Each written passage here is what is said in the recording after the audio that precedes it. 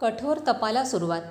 त्यानंतर श्री रामतनूंनी सद्गुरूंच्या सांगण्यावरून 3 कठीण व्रतं कठोर परिश्रमाने पार पाडली. एक उत्थान जप, दुसरं मौन जप आणि तिसरं गुप्त जप. उभ्याने जप हे व्रत त्यांनी 2-3 वेळा केलं होतं. सतत उभं राहून त्या जप करत असत. पहाटेला रोजचं आह्निक, स्नान, पूजा इत्यादी आटोपून बरोबर सूर्योदयाच्या वेळी त्या जपाला उभ्या राहायच्या. त्या सूर्य मावळल्यावरच खाली बसायच्या. मध्ये कोणाचेही काही काम आले तर उभ्यानेच ते त्या करत असत. असं कित्येक दिवस सतत चाले. त्या मुदतीत कुठे जायचं असलं तरी उभ्यानेच जाऊन येत. मध्ये विश्रांतीकरिता रस्त्यात किंवा मुक्कामावर गेल्यानंतरही बसत नसत. एकदा त्यांच्या भाचीचे सौ सुंदरा अक्कांच्या मुलीचं ठाण्याला लग्न होतं. रामतनूंचं त्यावेळी इथे उत्थान जपाचं व्रत चालू होतं. सर्वांना त्या लग्नाला येऊ शकणार नाहीत असंच वाटत होतं. व्रत मोडून जाणं शक्यही नव्हतं. पण रामतनू त्या दिवशी उभ्या उभ्या चालतच ठाण्याला गेल्या.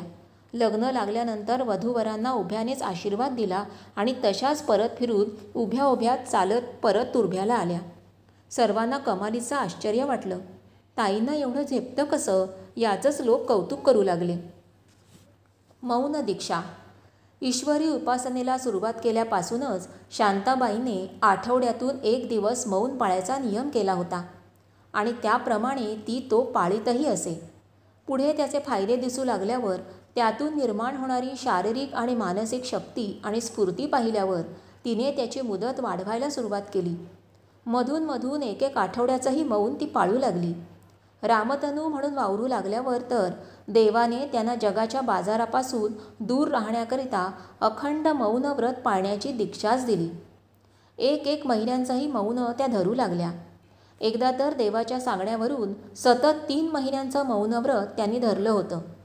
सूर्योदयापासून सूर्यास्तापर्यंत मौन पाळायच्या आणि रात्री कोणाबरोबर बोलायचं असेल ते बोलायच्या.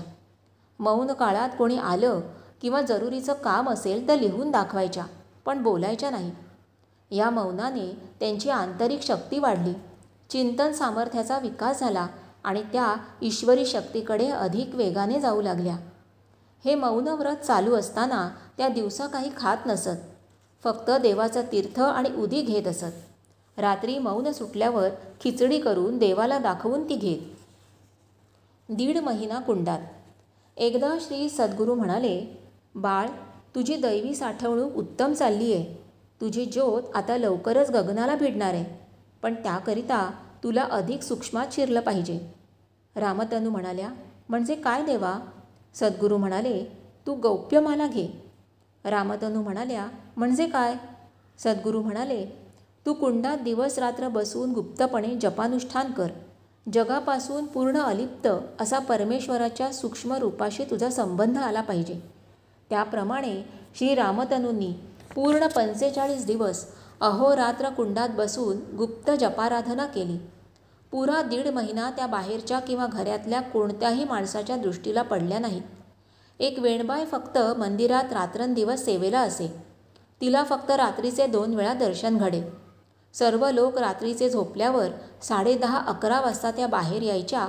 शुचिर्भूत होऊन धुनी चेतवून देवाची आरती करायच्या आणि थोडी कॉफी करून वेणबाईला देऊन आपण घ्यायच्या. त्यानंतर परत कुंडात. पुन्हा पहाटेला सर्व लोक उठायच्या आधी बाहेर यायच्या. आह्निक उरकून स्नान करायच्या. देवाची पूजा आरती आटोपून रात्रीप्रमाणे कॉफी किंवा एखाद्या दिवशी खिचडी करून देवाला दाखवायच्या आणि वेणबाईला देऊन आपण घ्यायच्या की परत सबंध दिवस कुंडात. अशी कठोर तपस्साधना सतत चालू होती. आनंद भुवनात आणि गावातही एक गंभीर वातावरण पसरून राहिलं होतं. सर्वजण विनम्रपणे येऊन कुंडाच्या छपरावरच फुलं वाहून प्रदक्षिणा नमस्कार करून जात असत. ती श्रद्धा, ते गांभीर्य सतत पाहण्याचं भाग्य लाभलं फक्त एका वेणबाईला. रोमी रोमी राम निनादे. या 1.5 महिन्याच्या कुंडजपातून त्या बाहेर पडल्या. त्या एक निराळी वृत्ती घेऊनच. त्या सदैव अंतर्मुख राहू लागल्या. दृष्टी शून्याचा वेध घेत असलेली दिसे आणि वाणीचा वेग इतका वाढला की नाडीच्या एका ठोक्याबरोबर संपूर्ण राममंत्र पुरा होई. यंत्राच्या कंपनाप्रमाणे त्याचं उच्चारण होऊ लागलं, जे माणसाच्या शक्तीच्या बाहेरचं होतं. एक दिवशी त्यांचे बंधू डॉक्टर अण्णा त्यांना भेटायला आले. त्यांनी पाहिलं ताईचा मंत्रोच्चार कमालीचा वेगाने चालू आहे. त्यांना आश्चर्य वाटलं, कारण इतक्या वेगाने उच्चारण होणंच शक्य नव्हतं. त्यांनी विचारलं, ताई, इतक्या वेगाने तुला मंत्र उच्चारणं कसं शक्य होतं? ही माणसाच्या शक्तीच्या बाहेरची गती आहे आणि ती तुला सहज साधली आहे. कसं जमतं तुला हे? ताईने उत्तर दिलं, अरे अण्णा, हा मंत्र मी बोलत नाही, माझं अंग अंग बोलतं आहे. मला उच्चार करावाच लागत नाही. अंतरंगातून तो आपोआप स्फुरतो आहे आणि नसानसांतून प्रतिध्वनित होतो आहे. शरीराचा रोम रोम त्याने निनादत आहे. आपला उजवा हात पुढे करून त्यांनी म्हटलं, तुला खोटं वाटत असेल तर लाव कान या हाताला. अण्णांनी जरा दचकूनच आपला उजवा कान त्यांच्या हाताला लावला. रोमरंध्रांतून सारखा श्रीराम जय राम जय जय राम, श्रीराम जय राम जय जय राम असा ध्वनी ऐकू येत होता. अण्णांचे डोळे खाडकन उघडले. त्यांनी विनम्रपणे ताईच्या पायावर डोकं ठेवलं आणि म्हणाले, ताई, खरोखरच तुझी योग्यता महान आहे. तू संपूर्ण रामरूपी बनली आहेस. मला कल्पना नव्हती. आणि खरोखरच अण्णा त्या दिवसापासून आपल्या ताईचे निस्सीम भक्त बनले. ताईपुढे त्यांना कशाचंही महत्त्व वाटेनासं झालं. ताई म्हणजे आता त्यांचा प्रत्यक्ष देवच बनला. टीप: हा एक माणसाच्या चित्शक्तीचा दिव्य विलास आहे. अंतःकरण चैतन्याने भरून गेलं की त्याच्या शक्ती मंगल तेजोमय प्रवाही बनतात आणि त्यांचा प्रभाव बाहेर दिसू लागतो. स्नेहाच्या विस्ताराने सभोवतालचे वातावरण निर्भय, निर्द्वंद्व, प्रसन्न बनतं. ज्ञानाच्या प्रकाशाने शरीराभोवती एक तेजोवलय निर्माण होतं आणि इच्छाशक्तीच्या मांगल्याने संपूर्ण शरीर नादमय बनून जातं. नादाच्या प्रसन्न लहरी नसानसांतून खेळू लागतात. अध्यात्म मार्गात गाजत असलेली उन्मनी अवस्था यातूनच उदयाला येत असते. माणसाच्या इच्छेलाही एक नाद आहे, पण तो सूक्ष्म असल्यामुळे आपल्या स्थूल कानांनी ऐकू येत नाही. आपण मुखावाटे उच्चारत असलेले निरनिराळे वर्णही मुळातच इच्छारूपातच असतात.